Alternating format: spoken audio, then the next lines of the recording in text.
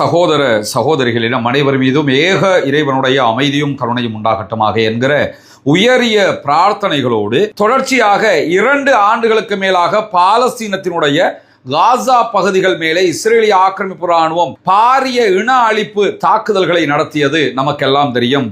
இந்த தாக்குதல்கள் 2ஆம் உலக மகா யுத்தத்தில் போடப்பட்ட குண்டுகளை விட அதிகமான குண்டுகள் காசா பகுதியில் போடப்பட்டது என்று பேசப்படுகிற அளவுக்கு நிலைமை உச்சத்தை தொட்டிருந்தது. லட்சக்கணக்கான அப்பாவிகள் கொல்லப்பட்டு லட்சக்கணக்கான அப்பாவிகள் படுகாயம் அடைந்த ஒரு பாரிய யுத்தமாக இந்த யுத்தத்தை நம்ம பார்க்க முடியும். முழு காசாவுமே அழிக்கப்பட்டிருந்தது. ஆனாலும் பாலஸ்தீன அப்பாவிகளை பொறுத்தவரையில் அவர்கள் தங்களுடைய நம்பிக்கையை கைவிடவில்லை.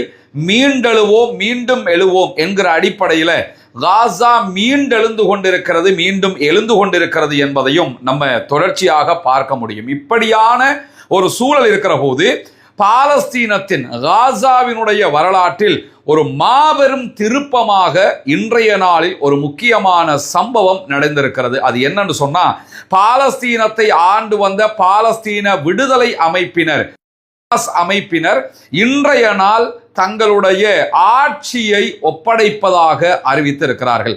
2017 இருந்து கிட்டத்தட்ட 20 ஆண்டு காலம் பாலஸ்தீன விடுதலை அமைப்பினர் தான் ஆட்சியை பொறுப்பேற்று நடத்தி வந்தார்கள். அவர்கள் தேர்தலில் வெற்றி பெற்று ஆட்சியை கைப்பற்றியிருந்தார்கள். காசாவில் மட்டுமல்ல, வெஸ்ட் பேங்கிலும் அவர்கள்தான் தேர்தலில் வெற்றி பெற்றிருந்தாலும் வெஸ்ட் பேங்கினுடைய ஆட்சியை அங்கிருக்கக்கூடிய மஹ்மூத் அப்பாஸினுடைய ஃபத்தாஹ் அமைப்பினர் கொடுக்க மறுத்துவிட்டார்கள். இஸ்ரேலுடைய ஆதரவோடு அவர்களை அதை தக்க வைத்துக் கொண்டார்கள். இந்த நிலையில தான் இஸ்ரேலுடைய எதிர்ப்பையும் மீறி 20 ஆண்டுகளுக்கு மேலாக பாலஸ்தீனத்தின் காசா பகுதிகளை பாலஸ்தீன விடுதலை அமைப்பினர் ஆட்சி செய்து வந்தது நமக்கெல்லாம் தெரியும். இந்த 2 ஆண்டு கால யுத்தத்தை பொறுத்தவரையில யுத்தத்தில் நாங்கள் பாலஸ்தீன விடுதலை போராட்ட அமைப்பை மொத்தமாகவே அழிக்கப் போகிறோம், அதே மாதிரி பாலஸ்தீன காசாவினுடைய ஆட்சியை மொத்தமாக வீழ்த்த போகிறோம் என்று சொல்லித்தான் இஸ்ரேல் தாக்குதல்களை நடத்தியது. ஆனால் காசாவினுடைய ஆட்சியை அவர்களால் வீழ்த்த முடியவில்லை. பாலஸ்தீன விடுதலை போராட்ட அமைப்புகளை அவர்களால் அழிக்க முடியவில்லை. ஒட்டுமொத்த தோல்வியை அவர்கள் அடைந்தார்கள். காசாவை அழித்ததை தவிர, காசாவினுடைய கட்டிடங்கள் அழிக்கப்பட்டிருக்கிறது, அப்பாவிகள் கொல்லப்பட்டிருக்கிறார்களே தவிர காசாவினுடைய ஆட்சியையோ பாலஸ்தீன விடுதலை அமைப்பினரையோ அவர்களால் அழிக்க முடியாமல் போய்விட்டது. எனவே காசாவில் மொத்த தோல்வியை சந்தித்தது இஸ்ரேல். இந்த நிலையில தான் பாலஸ்தீன விடுதலை அமைப்பினருக்கும் இஸ்ரேலுக்கும் இடையில ஒரு சமாதான உடன்படிக்கையை கொண்டு வரும் விதமாக அமெரிக்க அதிபர் டொனால்ட் ட்ரம்ப் தலையிட்டு காசாவுக்கான ஒரு அமைதி வாரியம் அமைக்கப்பட்டது.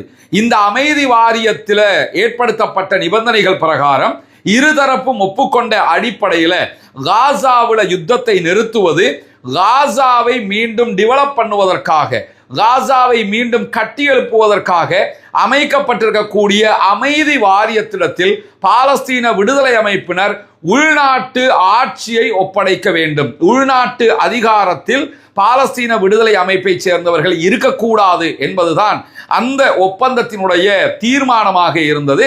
அதை பாலஸ்தீன போராட்ட அமைப்புகளும் ஒப்புக்கொண்டார்கள். குறிப்பாக கத்தர்ல நடைபெற்ற பேச்சுவார்த்தைகள், ஈஜிப்ட்ல நடைபெற்ற பேச்சுவார்த்தைகள் எல்லாம் அதை அவர்களே ஒப்புக்கொண்டார்கள். ஆயுதத்தை கீழே வைக்க முடியாது, ஆயுதம் எங்களிடம்தான் இருக்கும், பாலஸ்தீனத்தை பாலஸ்தீனியர்கள் தான் ஆள வேண்டும், பாலஸ்தீனத்திற்கு உருவாக்கப்பட்டிருக்கக்கூடிய அமைதி வாரியத்தில் இருக்கக்கூடியவங்களும் பாலஸ்தீன காசாவினுடைய பகுதியை ஆளுகிறவர்கள் பாலஸ்தீனியர்களாக இருக்க வேண்டும். எனவே அந்த ஆட்சி மிக திருப்திகரமான ஆட்சியாக இருந்து பாலஸ்தீனத்திற்கு தனி நாடு அந்தஸ்து கொடுக்கப்பட்டு அதற்கென்றொரு இராணுவம் உருவாக்கப்பட்டால் அவர்களிடத்தில் மொத்தமாக நாங்கள் ஆயுதத்தை ஒப்படைத்து விட்டு ஓய்வு பெறுவதில் எங்களுக்கு எந்த மாற்றமும் கிடையாது என்பதை பாலஸ்தீன விடுதலை போராட்ட அமைப்பினர் கிட்டத்தட்ட 14 அமைப்புகளை ஒன்றிணைத்த ஒட்டுமொத்த அமைப்பும் இந்த பதிலையே தொடர்ந்து சொல்லி வருகிறார்கள். அந்த அடிப்படையில் தான் இன்றைய நாள் திங்கட்கிழமை பாலஸ்தீன விடுதலை போராட்ட அமைப்புகள் மொத்தமாக காசாவினுடைய ஆட்சியை நாங்கள் ஒப்பந்த பிரகாரம் ஒப்படைப்பதற்கு தயாராக இருக்கிறோம், ஆயுதங்களை ஒருபோதும் ஒப்படைக்க மாட்டோம் என்பதை மிக தெளிவாக அறிவித்திருக்கிறார்கள்.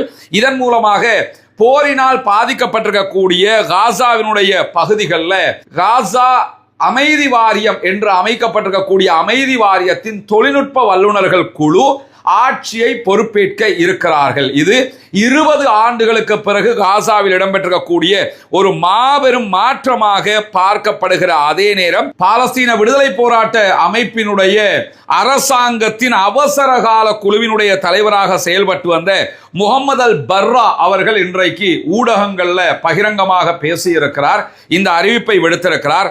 நிர்வாக மாற்ற செயல்முறையை எளிதாக்குவதற்காகவும் 2 தரப்பிலே நிர்வாக மாற்றங்கள் செய்ய வேண்டியிருக்கிறது, அதை எளிதாக்குவதற்காகவும் எங்களுடைய பதவியிலிருந்து அதிகாரபூர்வமாக ராஜினாமா செய்வதற்காகவும் நாங்கள் இந்த நடைமுறையை ஏற்படுத்தி இருக்கிறோம் என்று சொல்லக்கூடிய முகமது அல் பர்ரா அவங்க அரசாங்க அவசரகால குழுவை கலைப்பதாக நாங்கள் முடிவெடுத்திருக்கிறோம். எனவே இன்றைக்கு இந்த குழு கலைக்கப்படுகிறது என்று சொல்லக்கூடியவர் மேலதிகமாக தொழில்நுட்ப வல்லுநர்களை கொண்ட காசா மக்களை கொண்ட குழு உடனடியாக ஆட்சி பொறுப்பை எடுக்க வேண்டும். யுத்தம் நடந்தது, யுத்தத்திலும் நாங்கள் நாட்டை கட்டுக்கோப்பாக வைத்துக் கொண்டிருந்தோம். யுத்தத்திற்கு பிறகும் இந்த நிலைமை வரைக்கும் நாட்டை கட்டுக்கோப்பாக வைத்திருக்கிறோம். இனியும் அது கட்டுக்கோப்பாக இருக்க வேண்டும் என்று சொன்னால் நீங்கள் உடனடியாக பதவியேற்க வேண்டும் என்கிற செய்திகளை சொல்லி இருக்கிற அதே நேரம் காசா நிர்வாகத்திற்கான தேசிய குழு NCAG சொல்லுவாங்க, இவங்க தான் இனிமே காசாவினுடைய பகுதிகளை பொறுப்பேற்று அபிவிருத்தி பணிகளை முன்னெடுக்க வேண்டியவர்களாக இருக்கிறார்கள்.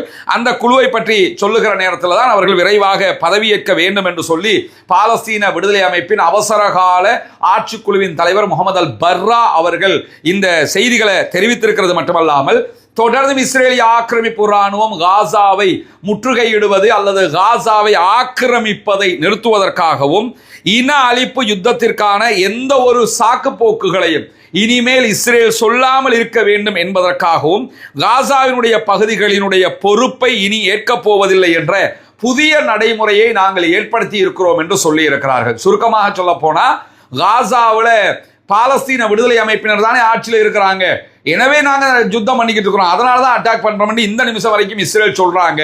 எனவே இப்ப நாங்க ஆட்சியில இல்ல, நாங்க ஆட்சியை கையில கொடுத்துட்டோம், இனிமேலும் ட்ரோன் தாக்குதல் அந்த தாக்குதல் இந்த தாக்குதல் யுத்த நிறுத்தத்தை மீறி இஸ்ரேல் தாக்குதல் நடத்தக்கூடாது அப்படின்னு சொல்லி இன்றைய தினம் அவர் அறிவிக்கிற நேரத்தில் மேலதிகமாக சொல்லியிருக்கக்கூடிய செய்திகளை நம்ம பார்க்க முடிகிற அதே நேரத்தில் காசாவில் இருந்து அல் ஜசீராவுக்கு செய்தி வழங்கக்கூடிய அல் ஜசீராவினுடைய பத்திரிகையாளர் ஹானி மஹமூத் அவர்கள் அல் ஜசீராவில் இது தொடர்பாக காசாவினுடைய நடைமுறைகளை பற்றி மிக தெளிவான ஒரு செய்தியை இன்றைக்கு அறிக்கை செய்திருந்தார். அந்த செய்தி அல் ஜசீரா ஒரு பரபரப்பான செய்தியாகவும் வெளியிட்டுக் கொண்டிருந்தது.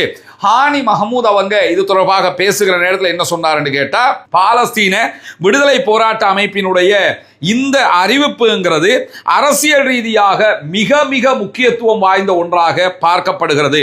பேச்சுவார்த்தைகளை தொடர்ந்து முன்னெடுத்து போவதற்காகவும் பல மாதங்களாக இங்கு அதிகரித்து வரக்கூடிய அதிகார வெற்றிடத்திற்கு பிறகு தொழில்நுட்ப வல்லுநர்களுடைய குழு காசா பகுதிக்கு வந்து பொறுப்பேற்பதற்காக பாலஸ்தீன விடுதலை அமைப்பிடமிருந்து வழங்கப்படுகிற ஒரு சலுகையின் ஒரு பகுதியாகத்தான் இதை பார்க்க முடியும் அப்படின்னு சொல்லி இன்றைய நாள் ஹானி மஹமூத் அவர்கள் அல் ஜசீராவுக்கு ரிப்போர்ட் பண்ணும்போது இந்த செய்தியை சொல்றாரு. தொழில்நுட்ப குழு வரணும், அவங்க பொறுப்பெடுத்து அடுத்த அபிவிருத்தி திட்டங்களை செய்யணுங்கிறதுக்காகத்தான் இந்த சலுகையை பாலஸ்தீன விடுதலை அமைப்பு கொடுத்துக்கிட்டு இருக்கிறாங்கிறதோட பேச்சுவார்த்தைகளையும் அடுத்த கட்டத்துக்கு போக வேண்டி இருக்குது, அதற்காகவும் இது கொடுக்கப்படுகிறது என்று சொல்லக்கூடியவர் இந்த நடவடிக்கைகள் காசாவில் பாலஸ்தீன விடுதலை அமைப்பு தன்னுடைய அரசியல் அல்லது இராணுவ பங்களிப்பை கைவிடுகிறது என்று அர்த்தம் அல்ல. மிக தெளிவாக புரிஞ்சுக்கிறோம் என்று கேட்டா, இவங்க ஆட்சியை கொடுத்துட்டாங்கிறதுக்காக இனிமே பாலஸ்தீன விடுதலை அமைப்பினர் அரசியலை கைவிட்டு விட்டார்கள் அல்லது இராணுவ பங்களிப்பை கைவிட்டு விட்டார்கள், இப்படி யாருமே உலகத்தில் புரிஞ்சுக்கிறாதே என்று சொல்லக்கூடிய அல் ஜசீராவினுடைய பத்திரிகையாளர் ஹானி மஹமூத் அவங்க மாறாக காசாவில் இருக்கக்கூடிய உள்ளக நேரடி குடிமை அரசாங்கத்தில் இருந்து அவர்கள் பொறுப்புகளை ஒப்படைக்கிறார்கள் என்று அர்த்தம். கான் போடுறது அல்லது ட்ரைனேஜை ரெடி பண்ணுறது, ஸ்கூல்ஸுகளை கட்டுறது, இந்த மாதிரி அபிவிருத்தி பணிகள், பொதுமக்களுக்கு தேவையான அபிவிருத்தி பணிகள் இருக்குதா இல்லையா, அந்த பணிகளில் இருந்து அவங்க ஓரமாகறாங்களே தவிர அரசியல்ல இருந்து ஓரமாகவும் இல்லை, இராணுவத்திலிருந்து அவங்க ஓரமாக போறதும் இல்லை.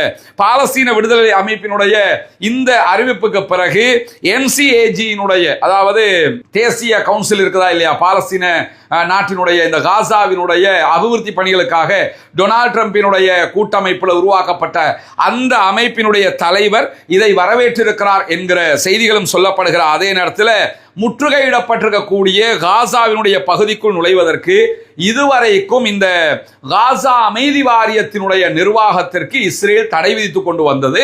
காரணம் என்னன்னு கேட்டா, நீங்க உள்ள நுழையணுங்கிறீங்க, ஆனா ஆட்சி பாலஸ்தீன விடுதலை அமைப்பிட்டே இருக்குது, எனவே அவங்க ஆட்சியை கைவிட்டா தான் அவங்கள உள்ள அனுப்புவோம்னு இருந்தாங்க. இப்ப அவங்க ஆட்சியை கைவிடுவதாக அறிவித்திருக்கிறார்கள். எனவே தற்போது பாலஸ்தீனத்திற்கான காசாவுக்கான அமைதி வாரியத்தின் உறுப்பினர்களை இஸ்ரேல் உள்ளே அனுமதித்தாக வேண்டி இருக்கிறது.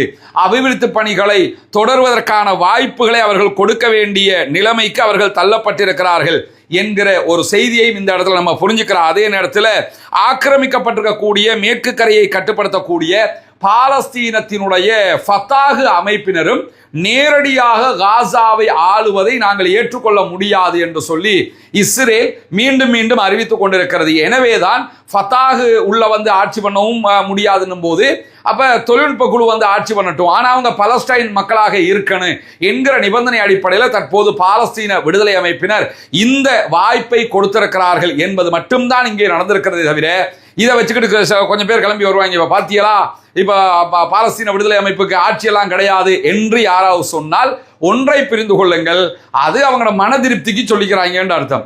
யுத்தத்தினால் பாலஸ்தீன விடுதலை அமைப்பை வெல்ல முடியவில்லை, யுத்தத்திற்கு பின்பதாகவும் அவர்களை வெல்ல முடியவில்லை, அவர்களுடைய ஆயுதங்கள் அவர்களிடமே இருக்கிறது, அவர்களுடைய பங்கர்களுடைய ப்ளூ பிரிண்டை கூட தரமாட்டோம்ட்டாங்க. இஸ்ரேல் என்ன பண்றான்னு கேட்டா, பாலஸ்தீன விடுதலை அமைப்புடைய பங்கர் எங்கெங்கெல்லாம் இருக்குது அதுல ப்ளூ பிரிண்டை தாங்கன்னு கேட்கிறாங்க, அதை கூட தர முடியாதுன்னு சொல்லிட்டாங்க. எனவே அவர்களுடைய அதிகாரம் அவர்களிடத்தில் தான் இருக்கிறது.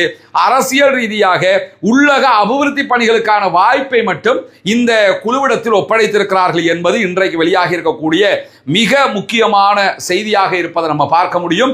இன்றைக்கு இன்னும் சில செய்திகள் வெளியாக இருந்தாலும் இதுதான் மக்களுக்கு மத்தியில் போய் சேர வேண்டிய மிக முக்கியமான ஒரு செய்தியாக இருப்பதனால இதையே இன்றைய அப்டேட் செய்தியாக நம்ம தந்து